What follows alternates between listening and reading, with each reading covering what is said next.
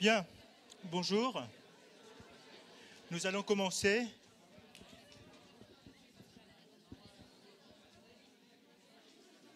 Alors, j'attends que tout le monde s'installe.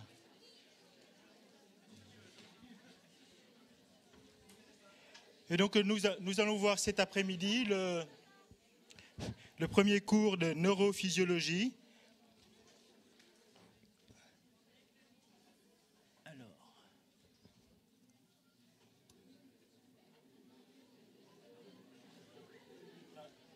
Je suis toujours là, hein.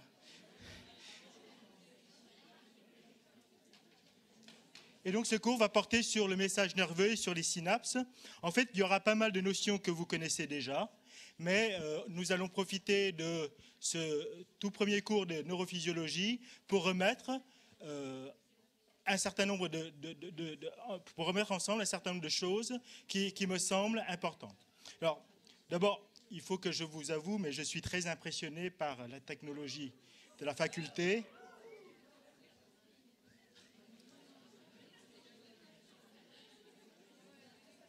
Et qu'au début de mon cours, je vais être un petit peu désorienté, ce qui pour un asiatique est un comble. Mais il faut me laisser un petit peu le temps pour m'habituer.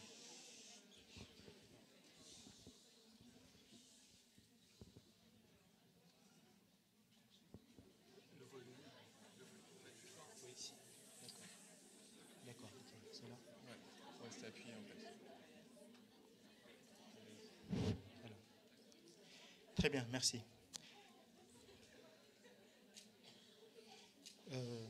Donc il paraît qu'il faut taper un coup sur le tableau pour que ça avance. 2.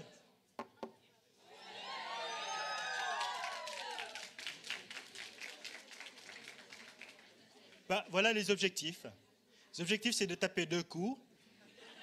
Et puis ensuite, eh bien, nous allons voir l'un après l'autre les différents points ici. Connaître. Alors, ce que je vais essayer de faire, c'est qu'au début de chacun de mes cours, de vous donner des objectifs. Je ne vous promets pas qu'on puisse les faire tous à la fin du cours, mais nous allons essayer de nous y tenir. Alors, on ne va pas trop passer de temps sur les objectifs. De toutes les façons, ce sera sur le site.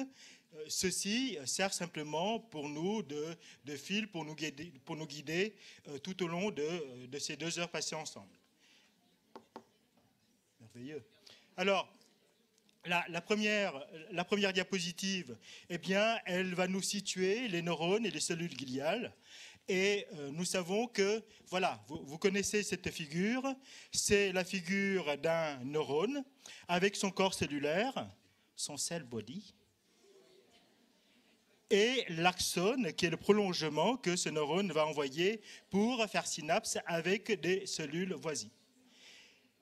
À côté de ce neurone, existent d'autres cellules nerveuses qui sont de taille plus modeste, mais qui jouent un rôle important néanmoins. Alors, ça va finir par devenir lourd à la fin. Donc, le tissu nerveux est constitué de 2 types de cellules. Le premier type, entrée, ce sont les cellules nerveuses, ou encore les neurones. Le deuxième type, ce sont les cellules de soutien, encore appelées cellules gliales. Et ces cellules de soutien ou encore des cellules gliales sont divisées en 2 sous-groupes. Premièrement, les astrocytes et deuxièmement, les oligodendrocytes.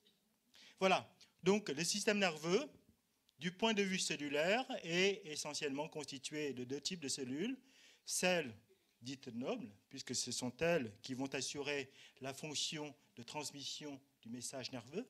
Ce sont des neurones, et les autres, dites de soutien, mais Dieu sait si nous avons besoin de soutien dans la vie, et donc ils jouent un rôle important aussi. Ce sont des cellules gliales, astrocytes et oligodendrocytes. L'anatomie intime d'un neurone, qui n'est pas tout à fait mise à nu, puisque vous voyez que ce neurone-là est habillé. Il est habillé par ce que vous connaissez comme étant des gaines de myéline. Alors, le corps cellulaire ici, avec son noyau, avec des prolongements. On verra tout à l'heure que les prolongements qui vont cheminer le message de façon centripète, c'est-à-dire de la périphérie vers le centre, ce sont des dendrites, alors que le prolongement qui va cheminer le message de façon centrifuge du centre, du noyau, du corps cellulaire vers la périphérie sera appelé axone. Alors voilà l'anatomie d'un neurone de façon très schématique. Et nous voyons ici que ce neurone, et notamment cet axone que l'on voit ici, eh bien, est entouré d'une structure cellulaire que l'on appelle la gaine de myéline. Cette gaine de myéline, vous avez dû l'apprendre déjà, ce n'est rien d'autre qu'une cellule qu'on appelle la cellule de Schwann au niveau du système nerveux périphérique qui va enrober le neurone, ceci afin de l'isoler du milieu extérieur. Le but de la gaine de myéline, c'est d'isoler le neurone du milieu extérieur. Et on verra tout à l'heure les conséquences électrophysiologiques de cette gaine de myéline.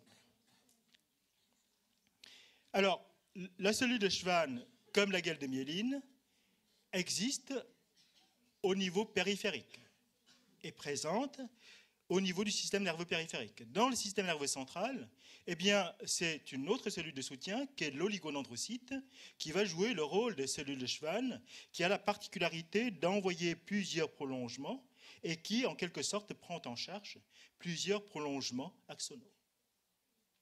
Alors, ceci a une conséquence clinique.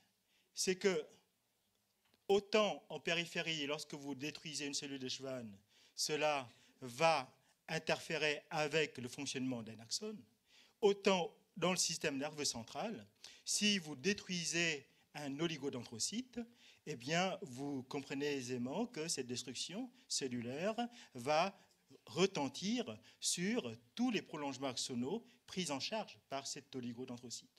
Donc, cette capacité de prendre en charge plusieurs axones eh bien, aura également comme conséquence eh bien, la destruction ou bien le ralentissement du message nerveux de plusieurs neurones lorsqu'un oligodendrocyte est affecté.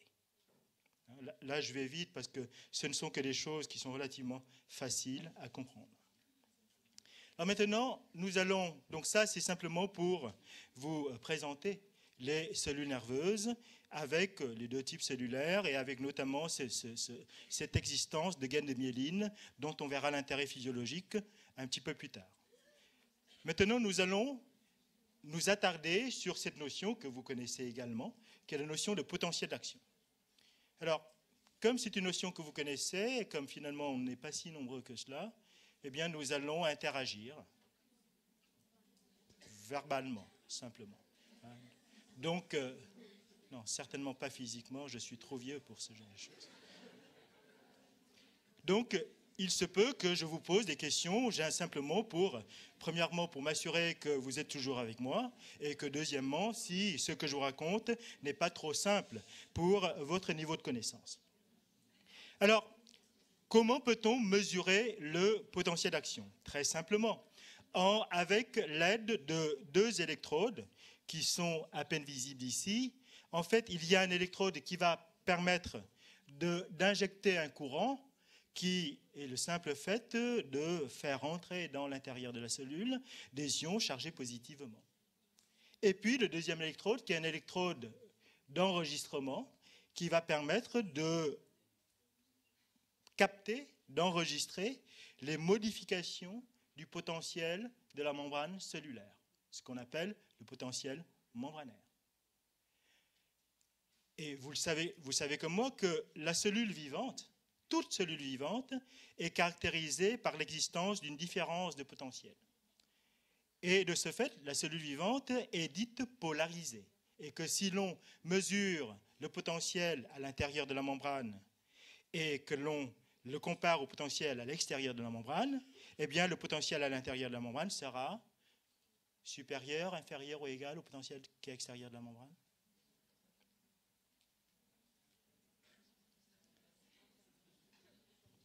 Égal? Non. En fait, le potentiel à l'intérieur de la membrane sera égal au potentiel à l'extérieur de la membrane lorsque la cellule sera morte, lorsqu'il n'y aura plus de différence de potentiel.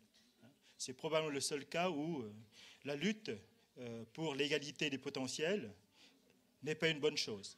Le potentiel à l'intérieur de la membrane étant inférieur au potentiel à l'extérieur, ceci explique pourquoi, lorsque l'on fait la différence entre l'intérieur et l'extérieur, vous allez avoir une différence de potentiel négative. Mais c'est simplement par convention. Si on disait que la différence de potentiel, c'est l'extérieur moins l'intérieur, eh bien, cette différence sera positive. Et cette différence de potentiel qui est négative veut simplement dire que ce qui est à l'intérieur est inférieur à ce qu'il y a à l'extérieur. Et donc, en faisant cela, on observe plusieurs choses. Que premièrement, ce potentiel de membrane n'est pas stable, qu'il peut varier avec le temps, et il peut varier en fonction des stimulus appliqués sur la membrane. À chaque fois que ce potentiel de membrane varie, potentiel de membrane, membrane potentielle, à chaque fois que ce potentiel de membrane varie, eh bien, on va dire qu'il agit. Donc, de cela, on appelle cette variation un potentiel d'action. Lorsque le potentiel n'est pas en action, eh bien, il est au repos. Et un potentiel au repos, c'est une ligne de potentiel, de différence de potentiel plate. Cette ligne de différence de potentiel plate, elle se trouve dans les zones négatives pour des raisons déjà invoquées tout à l'heure. Je pense que c'est clair pour tout le monde. Si on vivait dans un autre monde où on inversait les conventions, on aurait une différence de potentiel positive. Si c'était l'extérieur moins l'intérieur. En tout cas, ici, elle est négative. Elle est négative. Et ceci veut dire que l'intérieur est moins chargé positivement que l'extérieur. Il est moins chargé positivement, mais cela ne veut pas dire que l'intérieur de la cellule contient des ions négatifs. Je pense que c'est clair pour tout le monde.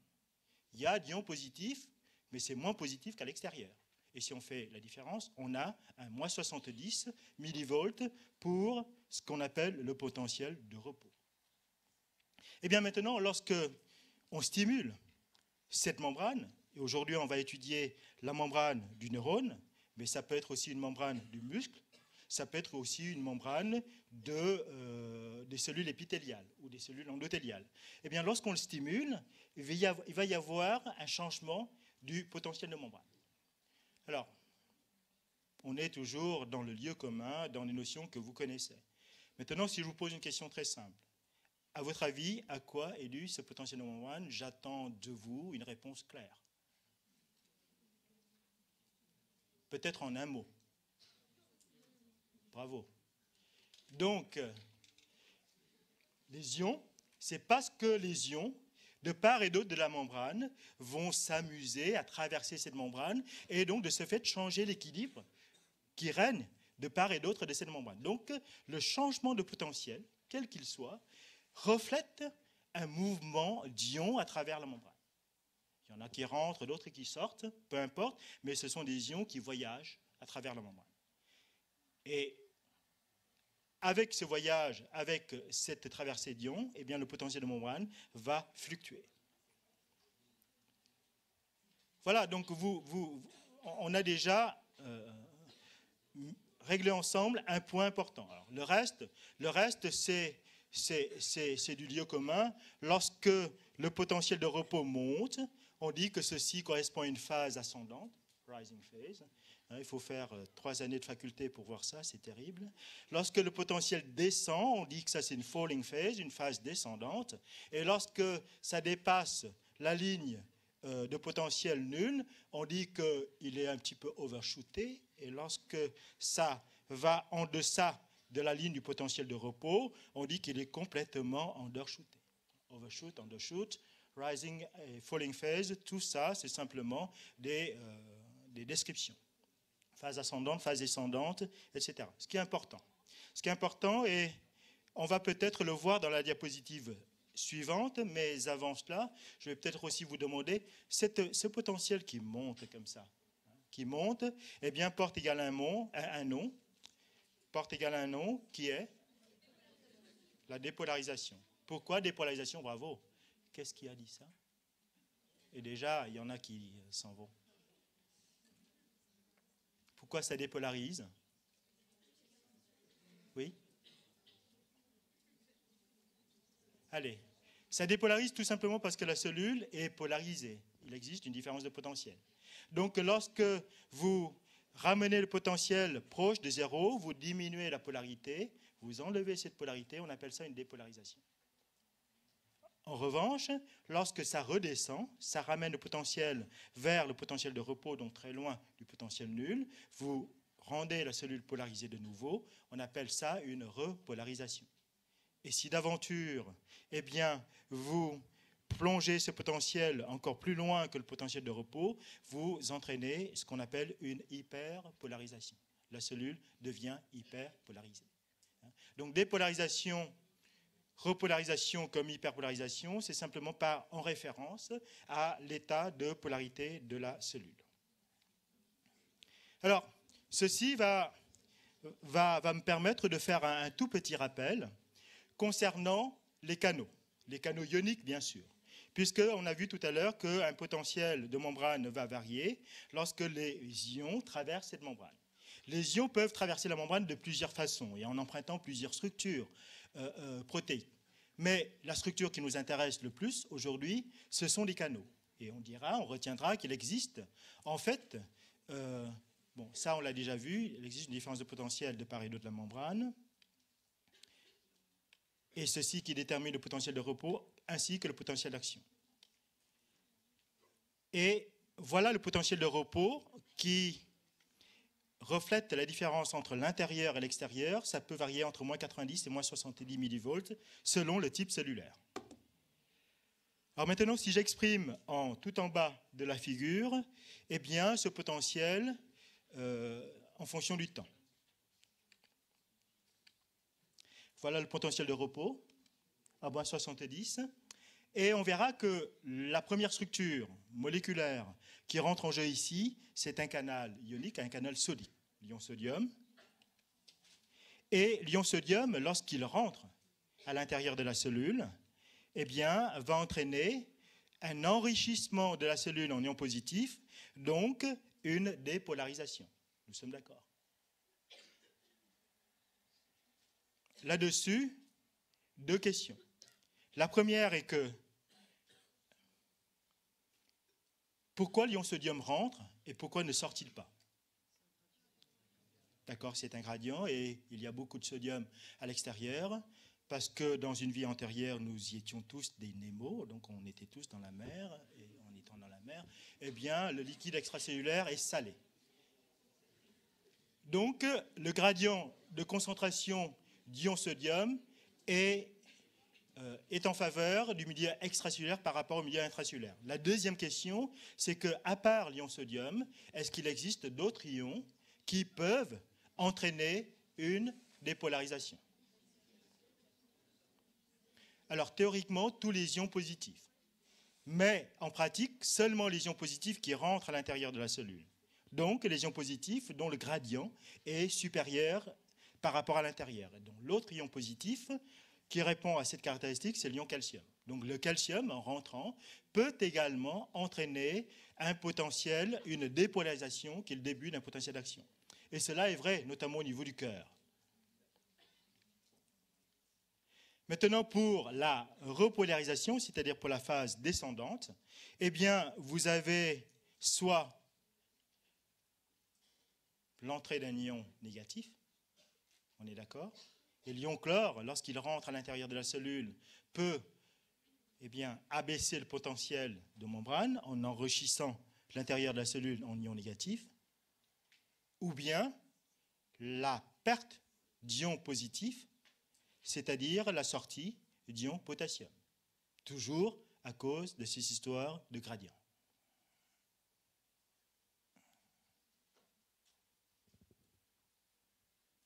Alors, jusqu'ici, les choses sont encore simples. Et vous vous rappellerez, lorsque vous ferez de l'électrophysiologie beaucoup plus tard dans votre carrière, si jamais vous en faites, c'est qu'une dépolarisation, c'est l'activation, c'est-à-dire l'ouverture de canaux sodiques ou de canaux calciques, qu'une repolarisation ou bien qu'une hyperpolarisation, c'est l'ouverture de canaux chlorure ou bien de canaux potassiques. D'accord? Et puis maintenant, ça peut aussi être dû à autre chose, mais toujours concernant ces canaux. On peut également entraîner une dépolarisation non pas en jouant avec les canaux sodium et calcium, mais en jouant avec les canaux chlore, en les bloquant, ou en jouant avec les canaux potassiques, en les bloquant. Avec les canaux potassiques, c'est le plus simple à comprendre. Vous bloquez le canal potassique, l'ion potassium ne peut plus sortir, emprisonnant les charges positives à l'intérieur de la cellule, expliquant ainsi eh bien, cette accumulation de charges positives et donc cette dépolarisation. On est d'accord? Pareillement, vous allez pouvoir entraîner une hyperpolarisation en bloquant ou bien une repolarisation en bloquant les canaux sodiques et calciques. Bien sûr, en même temps, il faut également faire jouer les autres. Donc, la dépolarisation comme la repolarisation peuvent être des conséquences directes d'activation, c'est-à-dire, alors à chaque fois que je parle d'activation, je sous-entends par là une ouverture. Peuvent être la conséquence directe d'une ouverture de canaux ioniques qui contribuent directement à faire passer l'ion, ou bien peuvent être une conséquence indirecte de la fermeture d'autres canaux ioniques qui participent à l'effet inverse. C'était du chinois ce que je raconte. Enfin, vous m'avez compris. Donc, dépolarisation, c'est ouverture de sodium et de calcium, ou bien fermeture des canaux potassiques et des canaux chlore.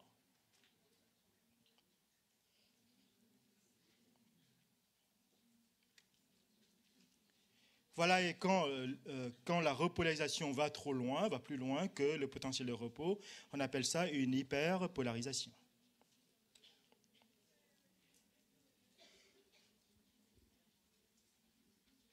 Alors, vous avez tous retenu le fait que lorsque le potentiel monte, eh bien, c'est une dépolarisation. Et lorsqu'il descend, c'est une repolarisation. Maintenant, en neurophysiologie, cela a également d'autres équivalents, et notamment activation-inhibition. Alors maintenant, qu'est-ce qui pourrait me dire à quoi correspond une dépolarisation? Est-ce que cela correspond à une activation ou bien à une inhibition? Et pourquoi?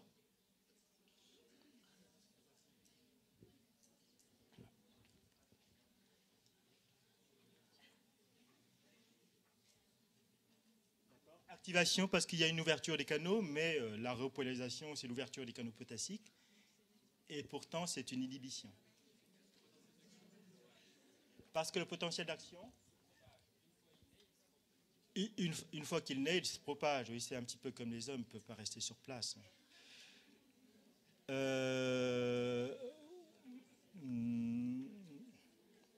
Non.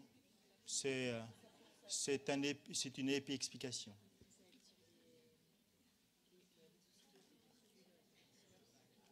Voilà.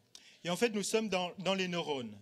Et en fait, un neurone est redoutable et sera redouté le jour où il va décider de se décharger en ses vésicules.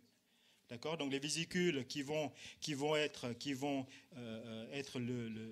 l'objet de l'exocytose, dont la libération de neuromédiateurs, ça correspond à une activation. Donc en fait, au niveau des neurones, à chaque fois que vous allez tendre vers la libération de neuromédiateurs par exocytose des vésicules présynaptiques, comme on le verra tout à l'heure, ça correspond à une activation neuronale. On est d'accord?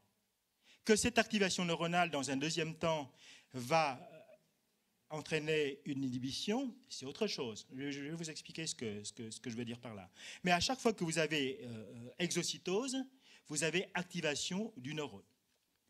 Et ce neurone-là va permettre l'exocytose seulement si le calcium rentre à l'intérieur du bouton synaptique.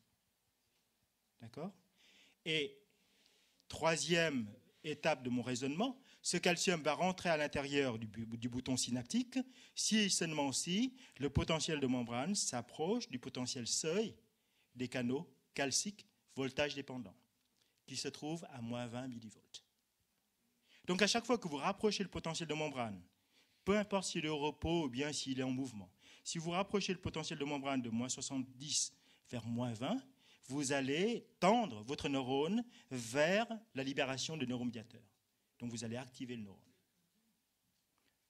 Dépolarisation, tendre vers le potentiel seuil des canaux calciques voltage dépendant, libération de neuromédiateurs, activation. À l'inverse, une inhibition, c'est vous allez éloigner le potentiel de membrane du potentiel seuil, de moins 20 millivolts.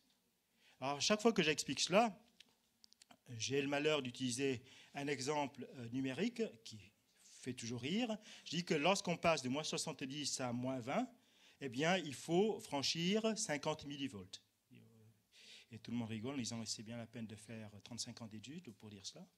Mais en fait, c'est ça. Donc, de moins 70 à moins 20, il vous faut 50 millivolts. À moins 50 à moins 20, vous réduisez le nombre de volts pour atteindre le potentiel seuil. En revanche, lorsque vous passez de moins 100 à moins 20, il faut mettre beaucoup plus de millivolts pour ouvrir tout cela. Donc, ceci est simplement par rapport au potentiel seuil des canaux calciques voltage dépendants qui règle la libération des neuromédiateurs. Et c'est ce que j'ai essayé de dire ici, que la dépolarisation membranaire équivaut à une activation cellulaire car elle rapproche le potentiel membranaire du potentiel d'activation des canaux sodiques et calciques dépendants du voltage. Pourquoi j'ai parlé du canal sodium ici? Tout simplement parce que lorsque le canal sodium, dont le potentiel seuil est à moins 50 millivolts, lorsqu'il s'ouvre, eh bien, il va entraîner cette fameuse loi de tout ou rien qui explique la naissance du potentiel d'action. Et vous comprenez que lorsque le potentiel d'action naît, eh bien, inexorablement, les moins 20 millivolts vont être atteints. Donc,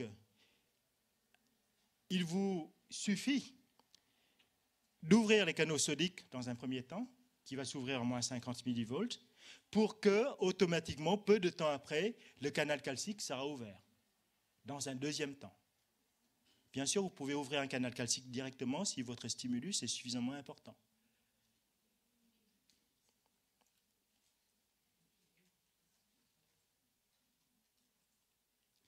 Et que l'hyperpolarisation équivaut à une inhibition cellulaire car elle éloigne le potentiel membranaire du potentiel d'activation des canaux sodiques et calciques dépendant du voltage. Alors, donc ça c'est...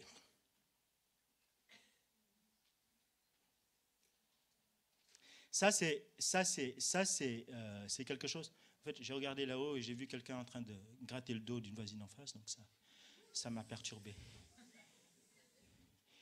Donc, vous qui faites de la stimulation rétrograde, simplement pour vous dire que, à travers ces deux phrases qui sont d'apparence anodine, en fait, on sous-entend un certain nombre de notions qui sont tout à fait modernes. La première est que notre potentiel de repos, il est à moins 70 millivolts. D'accord ?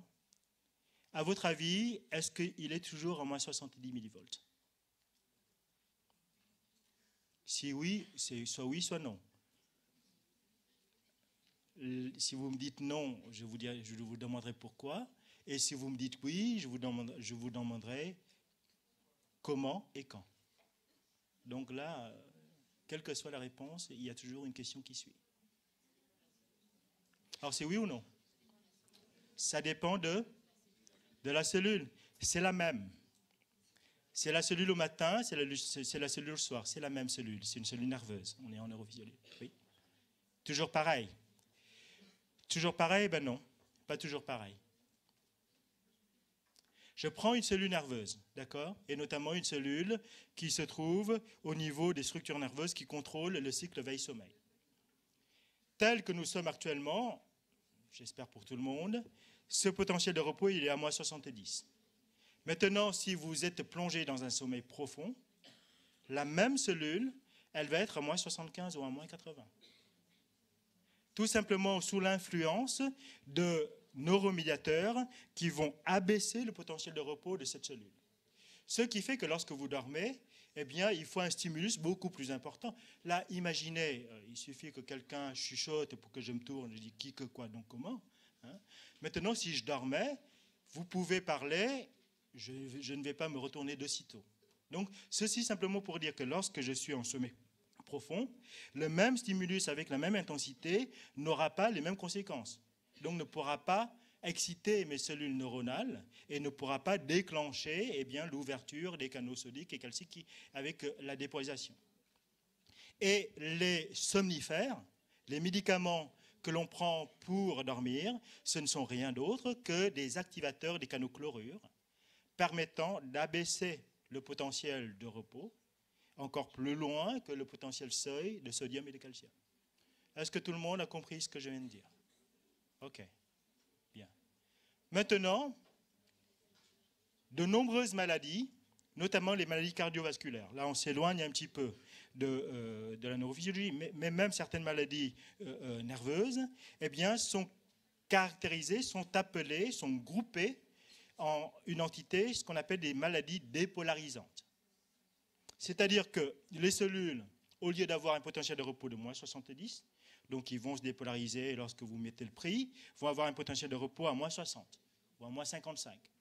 Eh bien, vous comprenez que ces cellules-là, pour la moindre stimulation, vont très facilement atteindre le potentiel seuil, déclencher le potentiel d'action, etc. D'accord? Donc, maladie dépolarisante pour la plupart des maladies cardiovasculaires, dont les cellules vont s'exciter, vont se mettre en action pour de très faibles stimulus, et à l'inverse, lorsque vous êtes au repos, dormez, ou bien vous êtes particulièrement zen, eh bien votre potentiel de repos est probablement un petit peu plus bas que celui du commun des mortels.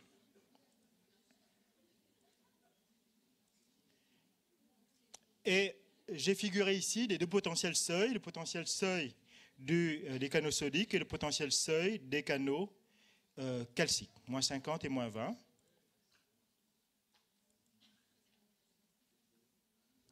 Là, on passe à, là encore, une notion classique que vous connaissez, qui est la loi de tout ou rien. Ici, vous avez plusieurs tentatives de stimulation, avec à chaque fois, la première, la deuxième, la troisième, à chaque fois, l'absence de naissance de potentiel d'action. Et il a fallu attendre la quatrième stimulation ici pour voir la naissance du potentiel d'action. Pourquoi cela? Tout simplement parce que le quatrième stimulus dépasse le seuil ici qui est mis à moins 65. Bon, peu importe, ils auraient pu le mettre à moins 50. Et si vous appliquez une stimulation plus importante qui est la cinquième, vous voyez que la forme du potentiel d'action reste le même. Ceci nous permettra de dire que si la stimulation est inférieure au seuil, lequel seuil va déterminer le potentiel d'ouverture du canal sodique, rien ne va se passer. S'il est supérieur au seuil, vous allez déclencher un potentiel d'action. Même s'il est très supérieur, le potentiel d'action sera toujours le même. Donc la loi du tout ou rien que vous connaissez et dont vous comprenez les mécanismes, cette dépolarisation qui correspond à la naissance du potentiel d'action, peut être induite par des signaux chimiques ou bien par des signaux électriques. Signaux chimiques ou signaux électriques, qui est le signal initial permettant de déclencher le potentiel d'action.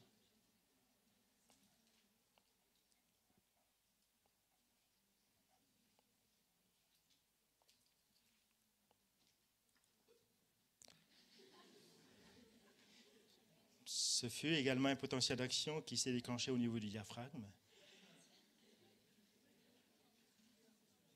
Alors, cette diapositive, qu'est-ce qu'elle nous montre? Elle nous montre des choses que vous connaissez. Elle est bien compliquée pour dire peu de choses. Le stimulus est là. Vous atteignez le potentiel seuil correspondant au potentiel d'ouverture du canal sodique.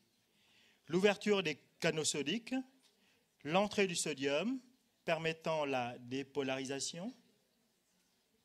C'est ce qu'on voit ici. Le stimulus dépolarisant, les canaux sodiques qui s'ouvrent, permettant l'entrée de sodium. Na+, qui diffuse à l'intérieur de la cellule, qui entraîne une dépolarisation encore plus importante. Et puis, ici, à plus 30 millivolts, les choses s'inversent, avec l'ouverture des canaux potassiques cette fois-ci, et la sortie d'ion potassium expliquant la perte de charge positive, dont la repolarisation. Voilà. Donc ça, c'est quelque chose que vous connaissez. Simplement, je l'ai mis ici pour nous rappeler que la dépolarisation, c'est l'entrée de sodium. La repolarisation, c'est la sortie de potassium. Ça, vous le savez.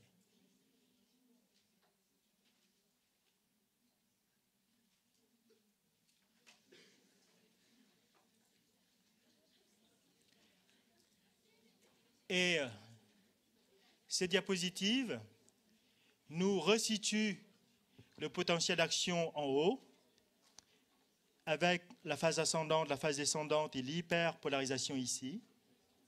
Mais en plus, va nous situer deux notions qu'on n'a pas encore vues aujourd'hui.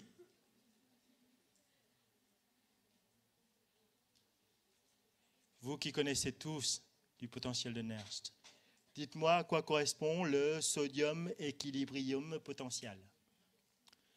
Sodium equilibrium potential.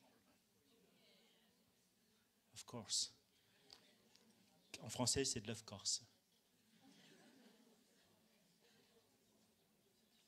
C'est très d'actualité, le président y est là-bas. Bon, alors, c'est quoi le potentiel d'équilibre du sodium et c'est quoi en bas le potentiel d'équilibre du potassium?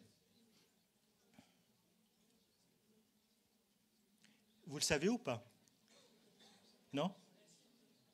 Non, parce qu'en fait, la difficulté dans un cours comme celui-ci, c'est que on vient faire le cours, on est persuadé que beaucoup de notions que l'on va faire sont connues par les étudiants, donc on n'est pas étonné qu'il y a un certain flottement, que les gens parlent, qu'ils se grattent le dos, ou bien qu'ils grattent le dos du voisin, etc.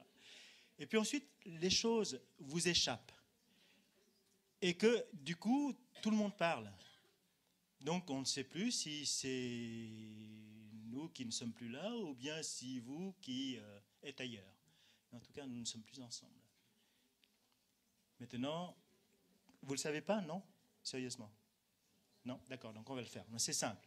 Hein? Cette notion-là est très simple. Maintenant, tout le monde connaît le potentiel seuil. Le potentiel seuil, et du coup, il y en a un qui part. Une. C'est encore pire. Bien.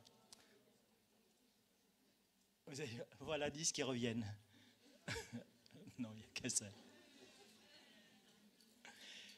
Allez, sérieusement. Donc, vous savez que le potentiel seuil, c'est celui qui va déclencher l'ouverture de la protéine qui est le canal ionique. D'accord? Donc, cette protéine-là va s'ouvrir et va laisser passer les ions selon le sens du gradient. Et la question posée, c'est jusqu'à quand? Jusqu'à combien de temps elle va rester ouverte comme cela? Eh bien, la réponse est qu'elle va rester ouverte jusqu'à ce que le potentiel de membrane aura atteint ce qu'on appelle le potentiel d'équilibre. Le potentiel d'équilibre pour ce canal, qui va lui permettre de se retrouver dans une conformation protéique équilibrant les mouvements d'ions de part et d'autre. En d'autres termes, ici, à l'arrêt de la traversée d'ions solides.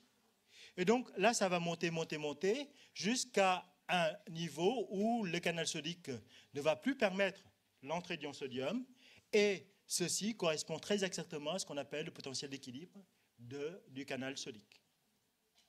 Pareillement, ici, pour le potassium, le potentiel d'équilibre pour le potassium, il se trouve un petit peu plus bas que le potentiel de repos. Et c'est pour cela qu'à chaque fois que vous ouvrez un canal potassique, et le canal potassique va être ouvert vers les zones de plus 30, plus 40 millivolts ici. Chaque fois que vous allez l'ouvrir, le potassium va sortir, il va continuer à sortir jusqu'à ce que ce potentiel-là va diminuer, donc jusqu'à ce que la perte de charge positive va être telle que ce potentiel va diminuer, va même dépasser, j'ai rien fait, va même dépasser le potentiel de repos pour tendre vers le potentiel d'équilibre du potassium qui est autour de moins 80, moins 90 millivolts. D'où l'explication de cette hyperpolarisation. D'accord? Et puis ensuite, eh bien, il faut mettre en jeu d'autres structures ioniques et des transporteurs pour ramener le potentiel vers le potentiel de repos. Et en tout cas, voilà la notion de potentiel d'équilibre. C'est le potentiel qui va fermer, qui va empêcher, pas tout à fait la fermeture, comme on le verra tout à l'heure, qui va empêcher tout voyage à travers ce canal d'ion. Et en bas, c'est simplement, ça vous montre eh bien, la quantité d'ion sodium qui traverse la membrane. Donc, le sodium traverse la membrane durant la phase de dépolarisation et la quantité d'ion potassium qui traverse la membrane durant la phase de repolarisation.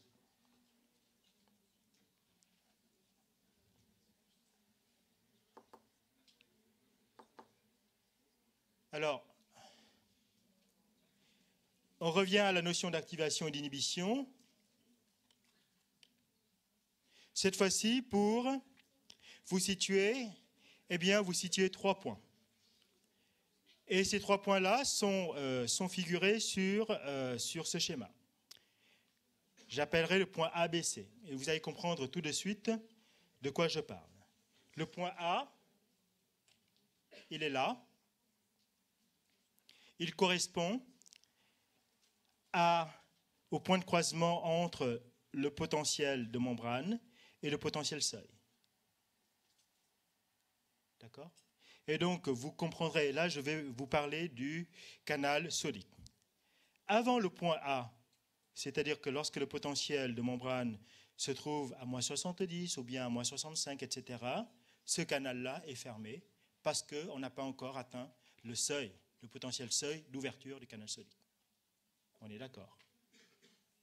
Je vous avais dit tout à l'heure que le potentiel d'équilibre pour le canal sodique se trouve vers plus 30, plus 40 millivolts.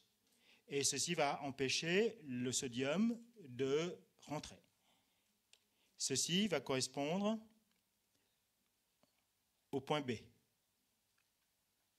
Et donc, tout le monde sait que lorsque vous êtes entre le point A et le point B, le canal est ouvert, permettant l'entrée de sodium. Le point C, qui est ici,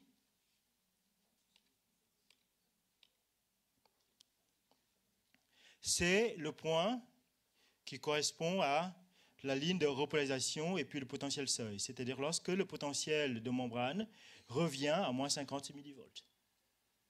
Et tout le monde comprendra qu'après le point C, le canal se referme de nouveau. Maintenant, la question c'est que si on comprend qu'entre A et B, le canal soit ouvert, il faut qu'il le soit. Maintenant, pourquoi entre B et C, le canal ne l'est plus? Alors qu'on a dit que c'est le potentiel de membrane qui ouvre le canal et il va ouvrir à chaque fois que le potentiel de membrane dépasse moins 50 millivolts. Alors, on l'a vu très rapidement dans une autre vie, à un autre endroit, il y a 2 ans. Maintenant, on va prendre un petit peu plus de temps pour revoir cela et pour vous expliquer comment les choses marchent. Donc voilà la diapositive précédente avec les 3 segments avant le point A, entre le point A et B et entre le point B et C. Avant le point A, et si je représente mon canal sodique comme ceci, comme un canal avec une couvercle, la couvercle est fermée, l'ion sodium ne peut pas rentrer puisque nous n'avons pas encore atteint les moins 50 millivolts.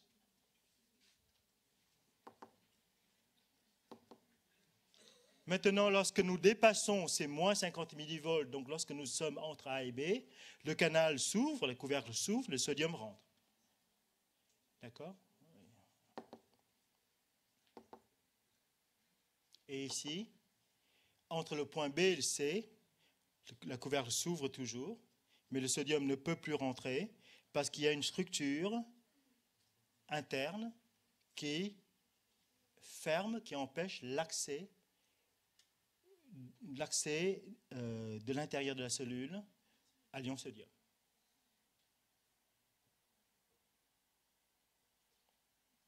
Donc, nous restons tout à fait logiques avec nous-mêmes en disant que ces deux parties d'un couvercle s'ouvrent à chaque fois que vous dépassez moins 50 millivolts. Et en effet, ça va rester ouvert entre A et B, mais également entre B et C. Mais que la partie interne, celle qui est là, va venir obturer l'autre sortie, enfin la sortie à l'intérieur de la cellule, si vous atteignez les plus 30 millivolts ici. Et donc ceci empêche l'entrée de sodium malgré l'ouverture apparente des couvercles. Et c'est comme ça que pendant très longtemps, les neurophysiologistes ont imaginé et ont représenté ce phénomène. Donc moi, quand j'avais appris ça, c'était ce schéma-là qui était fait et que nous apprenaient nos enseignants.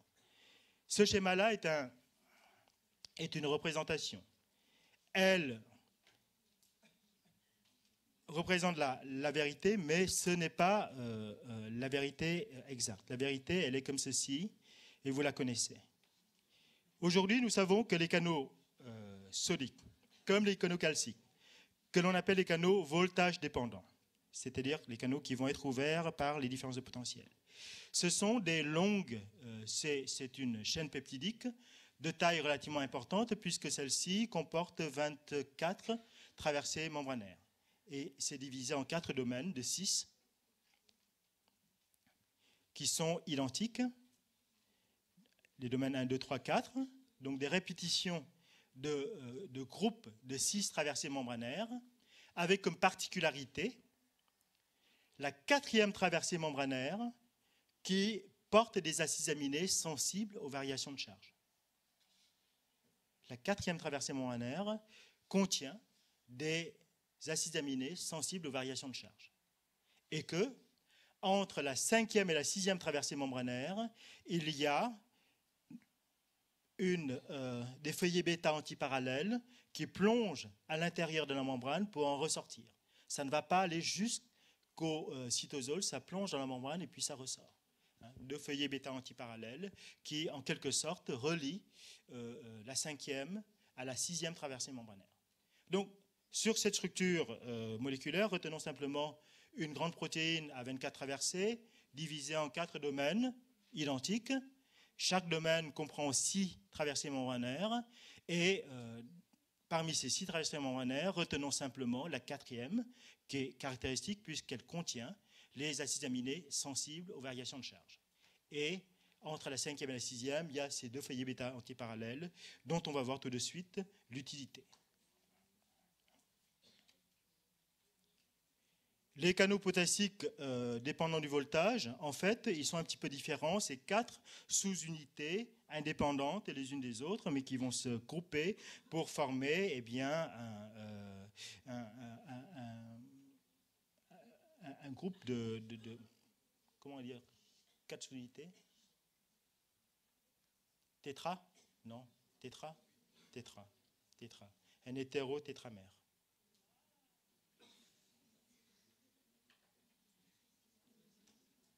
Je sais compter jusqu'à 2, et puis après, dimère, je sais dire, mais... Donc, les structures moléculaires sont communes aux canaux cationiques, sodium, calcium et potassium, qui dépendent du voltage. Chaque canal est composé soit de 4 sous-unités indépendantes, comme les canaux potassiques, soit de 4 domaines d'une même protéine, comme les canaux sodiques et calciques. Et ces sous-unités ou domaines forment, en fait, en 3 dimensions, ils vont se regrouper pour former 4 pans de mur disposés en douves de tonneaux. Donc ça, autant vous le dire, j'ai pompé ça dans le Watson et ça fait ça. Ça, c'est le canal. C'est un canal comme on a l'habitude de représenter. Ça, c'est la cheminée centrale par lequel va voyager l'ion. Et les 4 pans de mur sont ici. Ici, vous en avez un A, un deuxième ici, un troisième là et un 4e ici. Et sur ces 4 pans de mur, ce qui est important, en plus gros, c'est ça. vous avez ici les 6 traversées membranaires, hein, parce que ce sont bien 6 traversées membranaires là, ici. Vous avez un domaine, disposé comme ceci. La 4e traversée, celle qui contient les acides aminés sensibles aux variations de charge, elle se trouve juste derrière la 5e et la 6e traversée membranaire qui sont reliées par 2 feuillets bêta antiparallèles.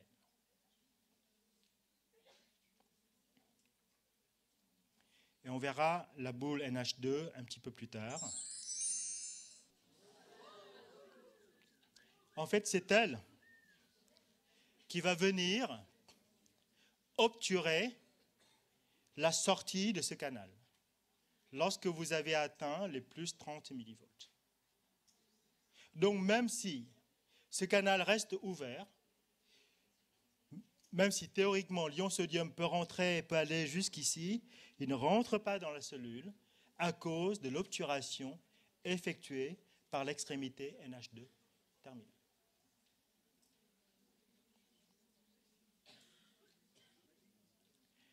Maintenant, à votre avis, pourquoi ce canal est-il ouvert?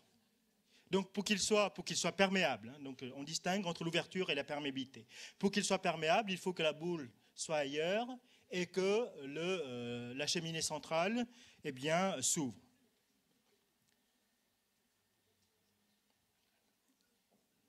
Ça, on l'a dit en P1, mais comme on l'a dit en 3 secondes, 4 dixièmes de 4 centièmes de choses. Donc,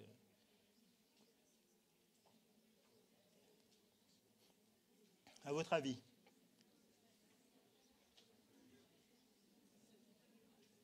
Et après, on va faire une pause parce que je sens là vraiment que... Vous avez, voyez, voilà les 2 feuillets bêta antiparallèles entre la 5e et la 6e sous-unité. La 4e sous-unité, elle est juste derrière. D'accord? Les 2 feuillets bêta antiparallèles, en fait, c'est comme un petit peu les rideaux qui flottent, d'accord, dans le cheminée. Et ces rideaux-là tapissent l'intérieur de la cheminée. Et si, j'espère que j'ai mis là, voilà. La 4e sous-unité, elle est là. Si elle pousse, les rideaux vont aller vers le centre et ça va obturer. Et ceci correspond à une fermeture du canal. En revanche, si elle part en arrière, donc si elle se rétracte, eh bien, ça va entraîner également ces 2 feuillets bêta antiparallèles pour ouvrir l'orifice interne. Et donc, c'est le mouvement des acides aminés qui se trouve sur la 4e traversée qui conditionne l'emplacement des 2 feuillets bêta antiparallèles.